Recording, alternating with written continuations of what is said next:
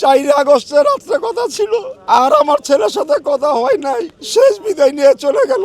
সবাই যাতে সহযোগিতা করে এই মাফিয়া হাসিনাকে বাংলাদেশে এনে ফাঁসির কার্যকর যাতে তৈরি করা হয় এবং ফাঁসির রায় যাতে বহাল থাকে। তার কি অবস্থা, তাই মহান আল্লাহ পাকের রব্বুল আলমের কাছে শুকরিয়া আদায় জানাই যে 17 তারিখে আন্তর্জাতিক ট্রাইব্যুনালে এই মাফিয়া হাসিনার যে ম্যাজিস্ট্রেট আল্লাহ পাক তার মুখ দিয়ে বলেছিল ওনাকে ফাঁসি দাও, ফাঁসি দাও, ফাঁসি দাও।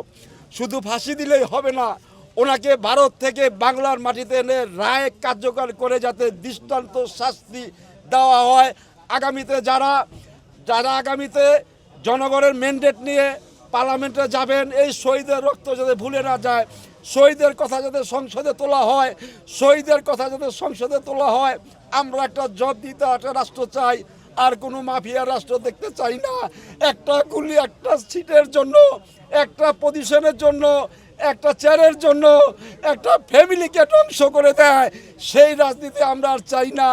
আমরা একটা জবাবদিহিত সরকার চাই, দেশের জনগণ যাতে বুঝতে পারে, জানতে পারে যে হ্যাঁ এই সরকারটা ঠিক আছে, যাতে আমরা আর কোনো চাঁদাবাজি, টেন্ডারবাজি, সন্ত্রাসবাজি, দুর্নীতিবাজ আমরা আর কোনো রাষ্ট্র চাই না। আমরা কোনো রাষ্ট্র চাই না। শহীদের রক্ত যাতে নিয়ে সবাই যাতে ম্যান্ডেট নিয়ে এই আপনাকে সংসদ চলে যায়। আমি বাইরের থেকে খাবার কিনে এনে দেই, কিন্তু আমি জানি না যে আজকে ঢাকার শহরে কারফিউ চলছে, আমি জানি না।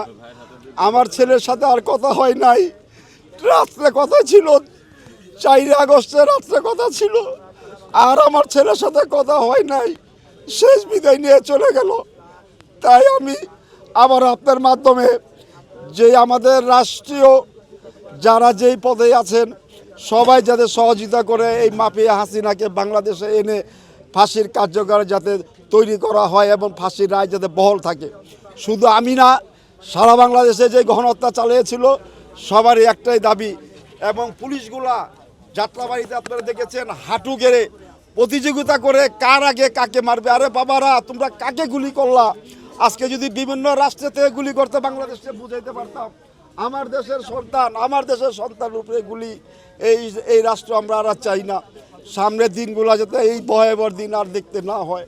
আপনাদের মাধ্যমে আবারও আমি দেশবাসীর কাছে, দেশের জনগণের কাছে আমার একটাই দাবি, আগামী দিনগুলো যাতে সুষ্ঠু, সুন্দর এবং জনগণ বান্ধব যাতে একটা সরকার আমরা চাই। আপনার ছেলের নাম কি? মিরাজ হোসেন যাত্রাবাড়ি। খুঁজে পাওয়া যাচ্ছে না।